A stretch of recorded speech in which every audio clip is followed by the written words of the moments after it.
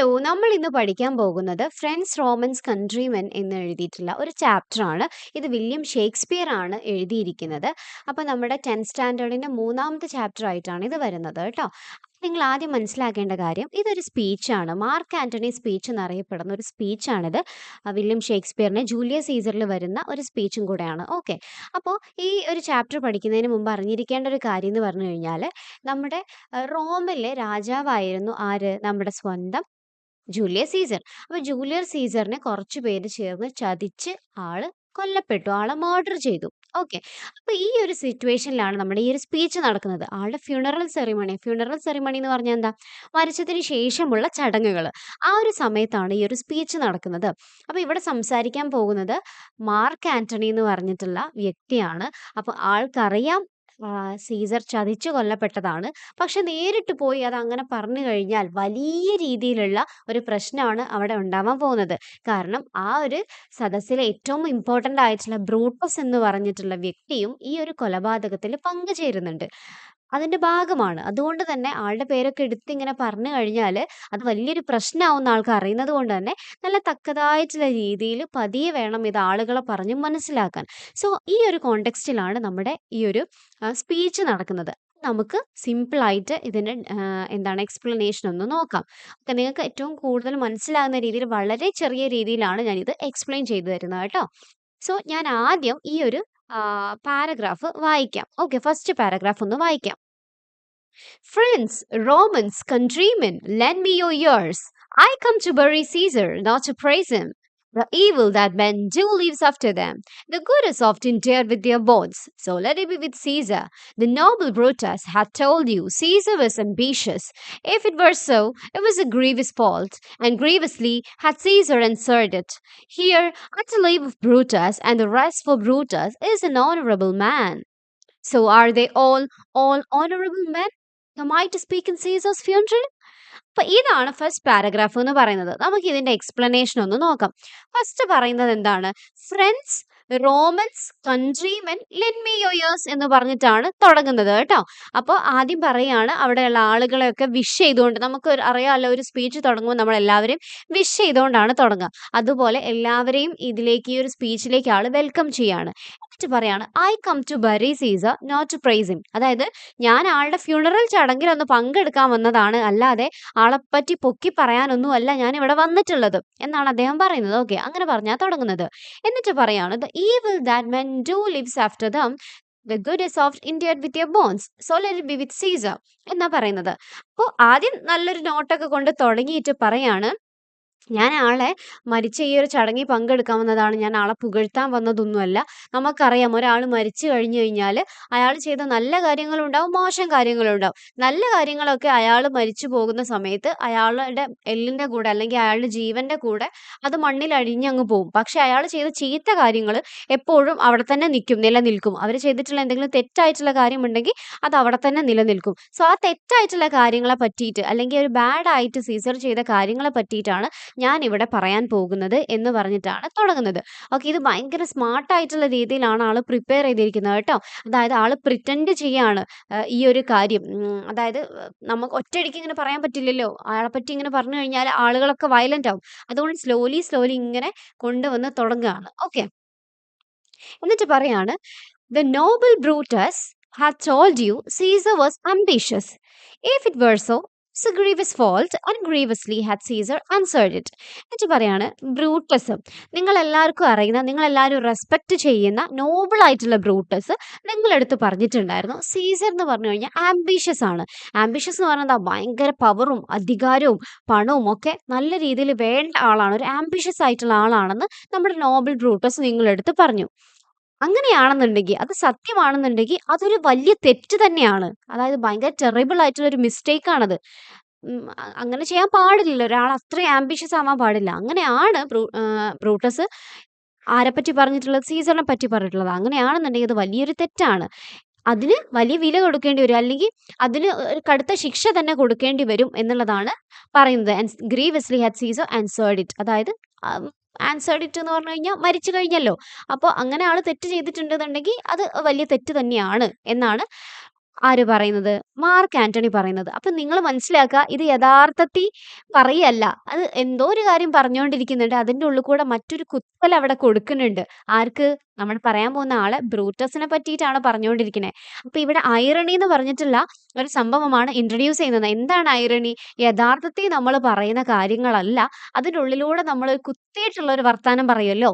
അങ്ങനെ പറയുന്നതിനെയാണ് നമ്മൾ ഐറണി എന്ന് പറയുന്നത് കേട്ടോ. അപ്പൊ ഐറണിയാണ് ഇവിടെ യൂസ് ചെയ്യുന്നത്. എന്താ പറയുന്നത്? Here, under leave of Brutus and the rest, for Brutus is an honorable man, so are they all honorable men come I to speak in Caesar's funeral? എന്നിട്ട് പറയാണ് വിത്ത് permission from Brutus and others. എല്ലാവരും ഇവിടെ ബ്രൂട്ടസും ഉണ്ട്, Brutus മറ്റാളുകളും ഉണ്ട്. അവരുടെയൊക്കെ പെർമിഷനോട് കൂടി ഞാനൊരു കാര്യം പറയട്ടെ.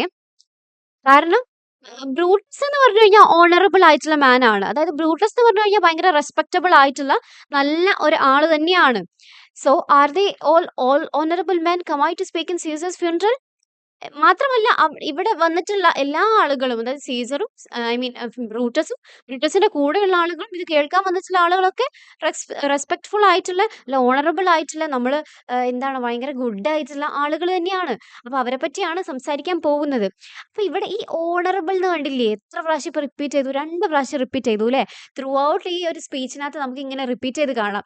ഇപ്പൊ നിങ്ങൾ തന്നെ ആലോചിച്ച് നോക്കിയാൽ, നിങ്ങൾക്ക് ഒരു ഫ്രണ്ട് ഉണ്ട്, നിങ്ങൾ ആ ഫ്രണ്ടിനെ പറ്റി സംസാരിക്കുന്ന സമയത്ത് ഒരു പ്രാവശ്യം പറയാണ്, നിങ്ങൾക്കറിയോ ഈ നമ്മുടെ ഫോർ എക്സാമ്പിൾ നമുക്ക് നിഹാൽ എന്ന് പറഞ്ഞൊരു പേര് പറയാം. നിഹാൽ കണ്ടോ, അവൻ നല്ലൊരു മനുഷ്യനാണ് എന്ന് പറഞ്ഞു കഴിഞ്ഞാൽ ഓക്കെ, നല്ല ആളാണെന്ന് അർത്ഥം. പക്ഷെ നമ്മൾ പറയാം ഈ നിഹാലല്ലോ നല്ലൊരാളാണ് കേട്ടോ, അതുകൊണ്ടല്ലോ ഭയങ്കര നല്ല കാര്യങ്ങളൊക്കെ ചെയ്യും, അങ്ങനെ പറയുമ്പോൾ നമ്മൾ എന്താ അതിന്റെ അർത്ഥം വരുന്നത്? കളിയാക്കി പറയാ അല്ലെ? അവിടെ ഇങ്ങനെ കുത്തി പറയുന്ന പോലെയാണ് ഫീൽ ചെയ്യുക. അത് തന്നെയാണ് ഇവിടെയും മാർക്ക് ആന്റണി ഉദ്ദേശിക്കുന്നത്. ഓണറബിൾ ഓണറബിൾ ഇങ്ങനെ റിപ്പീറ്റ് ചെയ്യുന്ന സമയത്ത് ആദ്യം കേൾക്കുമ്പോൾ ഒരു സിൻസിയർ ആയിട്ട് അത് തോന്നും. പിന്നീട് അത് ഇങ്ങനെ മാറുന്ന സമയത്ത് ഒരു സർക്കാസ്റ്റിക് ടോൺ ആണ് അവിടെ വരുന്നത്. അല്ലെങ്കിൽ ഒരു കളിയാക്കുന്ന തരത്തില് ഒരു ഒരു ഒരു എന്താ പറയാ, കളിയാക്കുന്ന രീതിയിലാണ് പറയുന്നത്. ഓക്കെ. അപ്പൊ അങ്ങനെയാണ് നമ്മുടെ ഫസ്റ്റത്തെ എന്ത് വരുന്നത്, ഫസ്റ്റത്തെ സെന്റൻസ് അല്ലെ ഫസ്റ്റത്തെ പാരഗ്രാഫ് വരുന്നത്. അത്രയും മനസ്സിലായല്ലോ? ഇത്രയും ഭാഗങ്ങൾ മനസ്സിലായല്ലോ? ഓക്കെ. ഇനി ഇവിടെ ഓണറബിൾ ഒക്കെ കഴിഞ്ഞിട്ട് അടുത്തത് പറയാൻ പോകുന്നതാണ്. He was my front, faithful and just to me. But Brutus says he was ambitious. Brutus is an honorable man. He hath brought many captives home to Rome, whose ransoms did the general coffers fill. Did this in Caesar seem ambitious? When that poor have cried, Caesar hath wept. Ambition should be made of stern stuff. Yet Brutus says he was ambitious, and Brutus is an honorable man. അപ്പൊ നിങ്ങൾ തന്നെ നോക്കിക്കേ എത്ര തവണ ഇവിടെ honourable use ചെയ്യുന്നതെന്ന്. അപ്പൊ എന്താ പറയുന്നത്? He was my friend, faithful, just to me. But Brutus says he was ambitious and Brutus is an honourable man. എന്നിട്ട് പറയാണ്, സീസർ എന്റെ സുഹൃത്തായിരുന്നു, ഭയങ്കര ലോയൽ ആയിരുന്നു, എൻ്റെ അടുത്ത് ഭയങ്കര സത്യസന്ധനായിരുന്നു, എൻ്റെ അടുത്ത് നല്ലപോലെയായിരുന്നു, നല്ല ഫെയർ ആയിട്ടുള്ള ആളായിരുന്നു, എൻ്റെ അടുത്ത് നല്ല രീതിയിലായിരുന്നു സീസർ ഉണ്ടായിരുന്നത്. പക്ഷെ അത് എൻ്റെ അടുത്ത് മാത്രമാണ് കേട്ടോ. പക്ഷെ ബ്രൂട്ടസ് പറയുന്നുണ്ട് സീസർ അംബീഷ്യസ് ആണെന്ന്. ഓക്കെ, എൻ്റെ അടുത്ത് ബ്രൂട്ടസ് ഇങ്ങനെയൊക്കെ, ഐ മീൻ സീസർ ഇങ്ങനെയൊക്കെ ആയിരുന്നു പെരുമാറിയിട്ടുണ്ടായിരുന്നത്. പക്ഷെ ബ്രൂട്ടസ് പറഞ്ഞിട്ടുണ്ട് ആള് സീസർ അംബീഷ്യസ് ആണ് എന്നുള്ളത്. അപ്പൊ ബ്രൂട്ടസ് എന്താണ്, ഒരു ഓണറബിൾ മാൻ ആണല്ലോ, റെസ്പെക്ട്ഫുൾ ആയിട്ടുള്ള ഒരാളാണല്ലോ എന്ന് പറയാണ്. ഇപ്പൊ വീണ്ടും എന്താണ് ഒരു കുത്തിവർത്താനം പറയാണ് അല്ലെ? വീണ്ടും പറയാണ് എൻ്റെ അടുത്ത് നല്ലോണമൊക്കെ ആയിരുന്നു, പക്ഷെ ബ്രൂട്ടസ് പറഞ്ഞിട്ടുണ്ട് അംബീഷ്യസ് ആണ്. അപ്പൊ ബ്രൂട്ടസ് പറയുന്നത് സത്യമായിരിക്കും, കാരണം ബ്രൂട്ടസ് ഒരു ഓണറബിൾ മാൻ ആണല്ലോ എന്നുള്ളത് പറയാണ്. അപ്പൊ നമുക്ക് ഇതിലൂടെ മനസ്സിലാക്കാം സീസറിന്റെ വളരെ നല്ലൊരു സുഹൃത്തായിരുന്നു മാർക്ക് ആന്റണി എന്നുള്ളത് നമുക്ക് മനസ്സിലാക്കാം കേട്ടോ. അങ്ങനെ അടുത്തത് പറയാണ്, he had brought many captives home to Rome whose ransoms in the general coffers fill. Did this in Caesar seem ambitious എന്ന് പറയാണ്. അതായത് സീസർ ഒരുപാട് പ്രിസണേഴ്സിനെ വാറിൽ നിന്നും മറ്റു കാര്യങ്ങളിൽ നിന്നൊക്കെ റിലീസ് ചെയ്ത് കൊണ്ടുവന്നിട്ടുണ്ട്. Okay, Caesar brought back many prisoners from his wars and the money from their release fills Rome's treasury. അതായത് റോമിനെ തന്നെ ഇത്ര സമ്പന്നമാക്കാൻ വേണ്ടിയിട്ട്, അല്ലെങ്കിൽ ഒരുപാട് റോമിനെ അത്രയും ഉയർത്താൻ വേണ്ടിയിട്ട് ഒരുപാട് കഷ്ടപ്പെട്ടിട്ടുള്ള ആളാണ് ആര്? സീസർ എന്ന് പറയുന്നത്. അപ്പൊ ഈ സീസർ എന്ന് പറഞ്ഞ വ്യക്തി കാരണം റോമിന്റെ ട്രഷറി തന്നെ കൂടിയിട്ടുണ്ട്. Okay, does that sound like someone who only CARES about himself? അപ്പൊ ഭയങ്കരമായിട്ട് അംബീഷ്യസ് ആയിട്ടുള്ള ആള്, അതായത് സ്വന്തം കാര്യത്തിന് വേണ്ടിയിട്ട് മാത്രം എല്ലാം ചെയ്യുന്ന ഒരാൾക്കാണെന്നുണ്ടെങ്കിൽ റോമൻ സാമ്രാജ്യത്തിന് വേണ്ടിയിട്ട് എന്തിനാണ് ഇത്രമാത്രം കഷ്ടപ്പെടുന്നത്? ആൾക്ക് ആളെ പൈസ, ആളെ പോക്കറ്റ് മാത്രം നിറച്ചാൽ പോരെ, എന്തിനാണ് റോമൻ ട്രഷറി ഫില്ല് ചെയ്യുന്നത്? അപ്പൊ ഇങ്ങനെ പറയാണ്, ഒരുപാട് ക്യാപ്റ്റീവ്സിനെ റോമിലേക്ക് കൊണ്ടുവന്നിട്ടുണ്ട്. അവരെ റിലീസ് ചെയ്തിട്ടുണ്ട്. ഒരുപാട് പണം സമ്പാദിച്ചിട്ടുണ്ട്. ഇതൊക്കെ സീസറിൽ കാണിക്കുന്നത് അംബീഷ്യസ് ആണോ? ഇങ്ങനെ പറഞ്ഞു തുടങ്ങാണ്. സീസറിനെ പറ്റിയിട്ടുള്ള ബാഡ് കാര്യങ്ങൾ പറയാണെന്ന് പറഞ്ഞിട്ട് ആക്ച്വലി പറയണത് സീസർ ചെയ്തിട്ടുള്ള നല്ല കാര്യങ്ങളാണ് പറഞ്ഞുകൊണ്ടിരിക്കുന്നത്. ഓക്കെ. എന്നിട്ട് പറയാണ്, when the poor have cried, Caesar hath wept. Ambition should be made of sterner stuff. Yet Brutus says he was ambitious, and Brutus is an honorable man. മൊയലാളി ഒരു ചെറ്റയാണെന്ന് പറയുന്നില്ലേ, അതുപോലെയാണ് എന്തൊക്കെ പറഞ്ഞിട്ടും ലാസ്റ്റ് ഈ ബ്രൂട്ടസിനെ പറയുന്നത് പോലെ ഇവിടെ പറയാണ്, വെൻ പുവർ പീപ്പിൾ ക്രൈഡ്, അതായത് പാവപ്പെട്ട ആളുകൾ കരഞ്ഞ സമയത്ത് സീസറും അവരെ കൂടെ കരഞ്ഞിട്ടുണ്ടായിരുന്നു. അതായത് പാവങ്ങളുടെ ദുഃഖത്തിൽ പങ്കുചേരുന്ന ആളായിരുന്നു സീസർ എന്നുള്ളത്. അതുപോലെ തന്നെ someone who just wants power wouldn't care about the poor like that. ആർക്കെങ്കിലും പവർ മാത്രം മതി, അതായത് എന്താ പറയാ, പവർ മാത്രം മതി, അതുപോലെ പൈസ മാത്രം മതി എന്നുള്ള ഒരു ചിന്താഗതിക്കാരനാണെന്നുണ്ടെങ്കിൽ പാവപ്പെട്ട ഒരാൾ കരയുകയാണെന്നുണ്ടെങ്കിൽ അവരുടെ കൂടെ കരയോ, അവരുടെ ദുഃഖത്തിൽ പങ്കുചേരോ, അവർക്ക് വേണ്ടിയിട്ടുള്ള കാര്യങ്ങൾ ചെയ്യോ. പക്ഷേ സീസർ അതൊക്കെ ചെയ്തിട്ടുണ്ടായിരുന്നു. എന്നിട്ട് പറയാണ്, പക്ഷേ ബ്രൂട്ടസ് പറഞ്ഞിട്ടുണ്ടായിരുന്നു നേരത്തെ സീസർ അംബീഷ്യസ് ആണ്. അപ്പൊ അങ്ങനെ പറഞ്ഞിട്ടുണ്ടെങ്കിൽ ബ്രൂട്ടസ് എന്ന് പറയുന്നത് ഓണറബിൾ മാൻ തന്നെയാണല്ലോ. അപ്പൊ ബ്രൂട്ടസ് പറയുന്നത് നമ്മൾ വിശ്വസിക്കണം. കാരണം ബ്രൂട്ടസ് പറഞ്ഞിട്ടുണ്ട് സീസർ അംബീഷ്യസ് ആണ് എന്നത്. അപ്പൊ ഇവിടെ പറയാണ്, yet Brutus says he was ambitious and Brutus is an honorable man. എന്നിട്ട് പറയാണ് സീസർ എന്താണ് അംബീഷ്യസ് ആണെന്ന് ബ്രൂട്ടസ് നേരത്തെ പറഞ്ഞിട്ടുണ്ട്. അപ്പോൾ ബ്രൂട്ടസ് പറഞ്ഞത് സത്യമായിരിക്കും എന്നുള്ള രീതിയിൽ തന്നെ പറയാണ്. അപ്പൊ എന്താ ചെയ്തുകൊണ്ടിരിക്കുന്നത്, നിങ്ങൾക്ക് ഇപ്പം ഏകദേശം ഒരു ഐഡിയ കിട്ടിയല്ലോ. അതായത് ഇങ്ങനെ റിപ്പീറ്റഡ് ആയിട്ടുള്ള സ്റ്റേറ്റ്മെന്റ് പറയുന്നതിലൂടെ ആക്ച്വലി ചെയ്യുന്നത് എന്താന്ന് വെച്ച് കഴിഞ്ഞാൽ അവിടെ ഒരു മോക്ക് ചെയ്തുകൊണ്ടിരിക്കുകയാണ്, കളിയാക്കിക്കൊണ്ടിരിക്കുകയാണ്. ഓക്കെ. അപ്പൊ ഇത്രയും മനസ്സിലായല്ലോ. ഇനി നമുക്ക് നെക്സ്റ്റ് നോക്കാം. You all did see that on the Lupercal I thrice presented him a kingly crown, which he did thrice refuse. Was this ambition? Yet Brutus says he was ambitious, and sure he is an honorable man. I speak not to disprove what Brutus spoke, but here I am to speak what I do know. എന്നിട്ട് പറയാണ്, നിങ്ങൾ എല്ലാവരും കണ്ടിട്ടുണ്ടായിരുന്നു. You all saw me offer Caesar's a king crown 3 times at a festival. ഒരു loop കാളില് ഒരു festive പോലെയുള്ള ഒരു കാര്യത്തിൽ നിന്ന് 3 തവണ ഞാൻ സീസറിന് ഒരു ക്രൗൺ പ്രസന്റ് ചെയ്തിട്ടുണ്ടായിരുന്നു. 3 തവണയും സീസർ അത് റിഫ്യൂസ് ചെയ്തിട്ടുണ്ടായിരുന്നു. അതായത് വേണ്ട, എനിക്കത് വേണ്ട എന്നുള്ള രീതി റിഫ്യൂസ് ചെയ്തിട്ടുണ്ടായിരുന്നു. ഇതൊക്കെയാണോ സീസറിൽ നിങ്ങൾ കാണുന്ന അംബീഷൻ എന്നുള്ളത്? പക്ഷെ ആരാണ് പറഞ്ഞിട്ടുണ്ടായിരുന്നത്? ബ്രൂട്ടസ് പറഞ്ഞിട്ടുണ്ട് സീസർ അംബീഷ്യസ് ആണ്. അതുകൊണ്ട് അത് നമുക്ക് വിശ്വസിക്കാം. കാരണം ബ്രൂട്ടസ് ഒരു ഓണറബിൾ മാൻ ആണ്. ഓക്കെ. വീണ്ടും പറയാണ്, 3 തവണ ലൂപ്പക്കാല് വെച്ചിട്ട് ഞാൻ ആൾക്ക് ക്രൗഡ് ഓഫർ ചെയ്തിട്ടുണ്ടായിരുന്നു. 3 തവണയും അത് റിഫ്യൂസ് ചെയ്തു, വേണ്ടെന്ന് വെച്ചു. അപ്പൊ ഇതൊക്കെയാണോ സീസറിൽ നിങ്ങൾ കാണുന്ന ആംബിഷൻ? പക്ഷേ ബ്രൂട്ടസ് പറഞ്ഞിട്ടുണ്ട് സീസർ ആംബിഷ്യസ് ആണെന്ന്. അത് മാത്രമല്ല ആളൊരു ഓണറബിൾ ആയിട്ടുള്ള മാൻ ആണ്. എന്നിട്ട് പറയാണ്, I speak not to disprove what Brutus spoke, but here I want to speak what I do know. Okay. അപ്പൊ അവിടെ വരെ നമുക്ക് നോക്കാം. അതിനുശേഷമുള്ള പാരഗ്രാഫും കൂടെ ഞാൻ വായിക്കാം കേട്ടോ. എന്നിട്ട് നമുക്ക് നോക്കാം. You all did love him once, not without cause. What cause withholds you then to mourn for him? O judgment, though art fled to British breast, and men have lost their reason. Bear with me, my heart is in the coffin, there with Caesar, and I must pause till it come back to me. എന്നിട്ട് പറയാണ്, എന്താ ഇവിടെ പറയുന്നത്? ഞാന് Brutus പറയുന്നത് തെറ്റാണെന്നൊന്നുമല്ല ഞാൻ പറയണത്. പക്ഷെ ഞാൻ ജസ്റ്റ് നിങ്ങളുടെ അടുത്ത് കാര്യങ്ങൾ പറയാണ്. എനിക്കറിയുന്ന കാര്യങ്ങൾ ഞാൻ നിങ്ങളുടെ അടുത്ത് പറയാ. അല്ലാതെ ബ്രൂട്ടസ് ഒരിക്കലും പറഞ്ഞത് തെറ്റാണെന്നൊന്നുമല്ല ഞാൻ പറയണത്.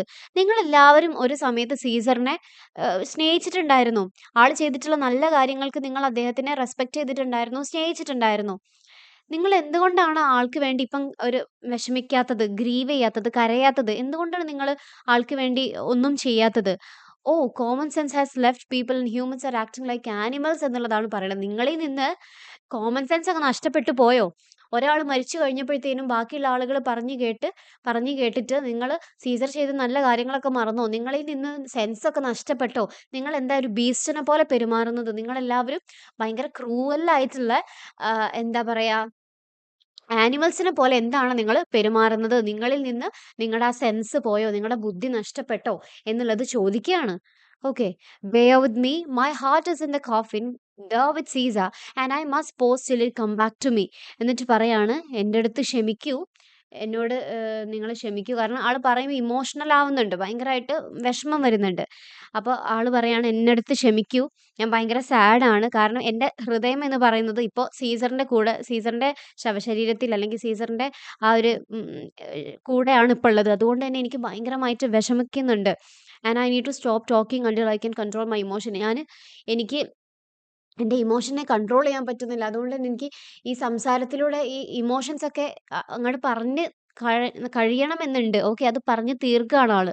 ആൾക്ക് പറയാനുള്ള കാര്യങ്ങളൊക്കെ പറഞ്ഞ് തീർക്കാണ്. അപ്പൊ ഇവിടെന്ന് പറഞ്ഞു കഴിഞ്ഞാൽ ആൾക്ക് ഭയങ്കരമായിട്ടുള്ള ആ ഒരു സങ്കടം വരുന്നുണ്ട്. അങ്ങനെയുള്ള കാര്യങ്ങളൊക്കെ വരുന്നുണ്ട്. അപ്പൊ അത് വെച്ചിട്ടാണ് ഇവിടെ പറയുന്നത്. അപ്പൊ ഇനി ഏകദേശം ഇത്രയും കാര്യങ്ങളാണ് നമുക്ക് നമ്മുടെ ചാപ്റ്ററിനകത്ത് പഠിക്കാനുള്ളത്. ഓക്കെ.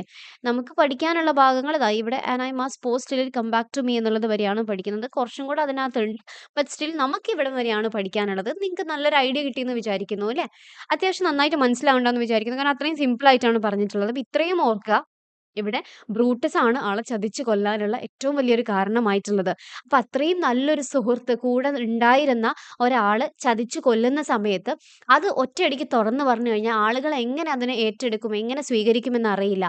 കാരണം ബ്രൂട്ടസ് എന്ന് പറഞ്ഞാൽ അത്രയും റെസ്പെക്ട്ഫുൾ ആയിട്ടുള്ള ഒരാളാണ് ആ നാട്ടിലെ. അപ്പൊ അങ്ങനെ തുറന്നു പറഞ്ഞാൽ കഴിയില്ല. അപ്പോൾ അതൊരു ഇൻഡയറക്റ്റ് വേയിലൂടെ പറഞ്ഞു കഴിഞ്ഞാൽ മാത്രമേ ആളുകളിലേക്ക് എത്തൂ എന്നുള്ളത് കൊണ്ടാണ് മാർക്ക് ആന്റണി ഇങ്ങനെ ഒരു സ്പീച്ചിലൂടെ കാര്യങ്ങൾ പറയുന്നത് കേട്ടോ. ഈ മാർക്ക് ആന്റണിയുടെ സ്പീച്ചിന് ശേഷം ക്രൗഡ് എല്ലാവരും ഈ കോൺസ്പിറേറ്റേഴ്സിനെയും സീസറിന്റെ മർഡർ ചെയ്ത ആളുകളെയൊക്കെ അവെഞ്ച് ചെയ്യാൻ പുറപ്പെട്ടിട്ടുണ്ടായിരുന്നു. Conspirators led by Brutus and Cassius realise the danger and flee. ആ ഒരു പ്രശ്നം മനസ്സിലാക്കിയ ബ്രൂട്ടസും കാഷ്യസും മറ്റ് ആളുകളും എല്ലാവരും അവിടുന്ന് രക്ഷപ്പെടാൻ വേണ്ടിയിട്ട് നോക്കി. Mark Antony having successfully manipulated the crowd emerges as a leader gathering support from the people of Rome. അങ്ങനെ മെല്ലെ മെല്ലെ ആളുകളെ മാനിപ്പുലേറ്റ് ചെയ്ത് ഈ ആളുകൾക്കെല്ലാം ഈ കാര്യങ്ങളൊക്കെ പറഞ്ഞ് മനസ്സിലാക്കി കൊടുത്തിട്ടുള്ള മാർക്ക് ആന്റണി പിന്നീട് ഒരു ലീഡറായിട്ട് മാറുകയാണ്. He along with Octavius, Julius Caesar nephew and others led the battle which results in the defeat and death of conspirators. അങ്ങനെ എന്താണ് ജൂലിയസ് സീസറിന്റെ നെഫ്യൂവും ഒക്ടേവിയസും ബാക്കിയുള്ള ആളുകളും ഒക്കെ ചേർന്നിട്ട് എന്താണ് മാർക്ക് ആന്റണി ഒരു ബാറ്റിൽ ലീഡ് ചെയ്യുകയും ആ കോൺസ്പിറേറ്റേഴ്സിനെയൊക്കെ അവിടുന്ന് അതായത് ഈ ഒരു ഗൂഢാലോചനയിൽ ഉണ്ടായിരുന്ന ആളുകളെയൊക്കെ നശിപ്പിക്കാനുള്ള കാരണമായിട്ടുണ്ട്.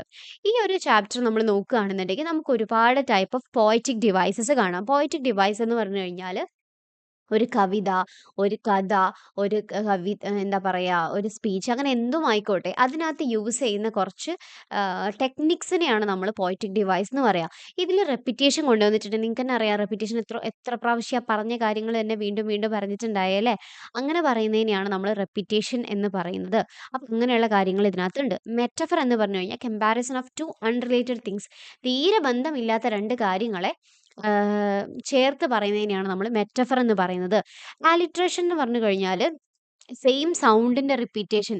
അതായത് ഒരു കാര്യം ഒരു സെന്റൻസ് പറയുന്ന സമയത്ത് അതിൽ ഒരേ സൗണ്ട് റിപ്പീറ്റ് ചെയ്ത് ഇപ്പൊ ആ ഒരു പ്, ബ്, സ്, ക്, ച് എന്നൊക്കെ പറഞ്ഞിട്ടുള്ള ഒരു ശബ്ദം ഇങ്ങനെ വീണ്ടും വീണ്ടും റിപ്പീറ്റഡ് ആയിട്ട് ഒരു സെന്റൻസിൽ ആവർത്തിച്ച് വരുന്നുണ്ടെങ്കിൽ അതിനെയാണ് നമ്മൾ ആലിട്രേഷൻ എന്ന് പറയുന്നത്.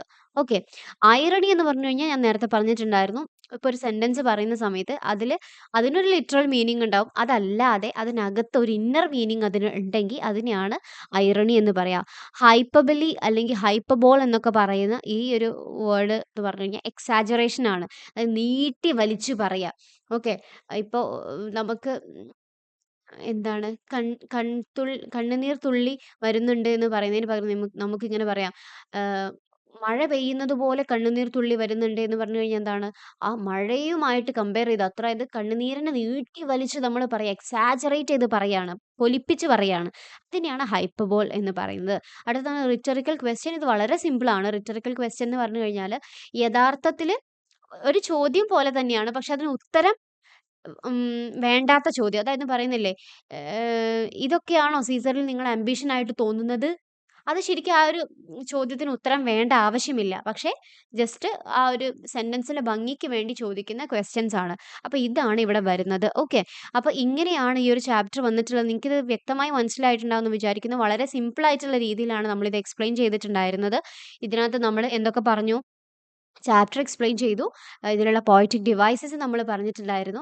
ഇതിൽ ഓരോന്നിന്റെയും സെന്റൻസിന്റെയും മീനിങ് എടുത്ത് നമ്മൾ ഡിസ്കസ് ചെയ്തിട്ടുണ്ട്. ഇനിയും നിങ്ങൾക്ക് എന്തെങ്കിലും ഡൗട്ട്സോ കാര്യങ്ങളോ ക്ലാസ്സിനെ പറ്റിയ അഭിപ്രായങ്ങളോ ഉണ്ടെങ്കിൽ തീർച്ചയായും നിങ്ങൾ കമന്റ് സെക്ഷനിൽ അറിയിക്കുക. നിങ്ങൾക്ക് മറ്റേതെങ്കിലും ചാപ്റ്റേഴ്സ് വേണമെങ്കിലോ മറ്റേതെങ്കിലും ഈ ഭാഗത്ത് പഠിക്കാനുള്ള ഗ്രാമർ പാർട്ടിൽ നിന്നോ എന്തെങ്കിലും കാര്യങ്ങൾ ഡൗട്ട്സ് ഉണ്ടെങ്കിൽ തീർച്ചയായും കമന്റ് സെക്ഷനിൽ അറിയിക്കുക. നിങ്ങളുടെ സുഹൃത്തുക്കൾക്കൊക്കെ ഈ ഒരു വീഡിയോ ഷെയർ ചെയ്ത് കൊടുക്കാൻ വേണ്ടിയിട്ട് ശ്രദ്ധിക്കുക കേട്ടോ. So thank you so much. നമ്മൾ മറ്റൊരു വീഡിയോയുമായിട്ട് ഉടനെ തന്നെ വരുന്നതാണ്.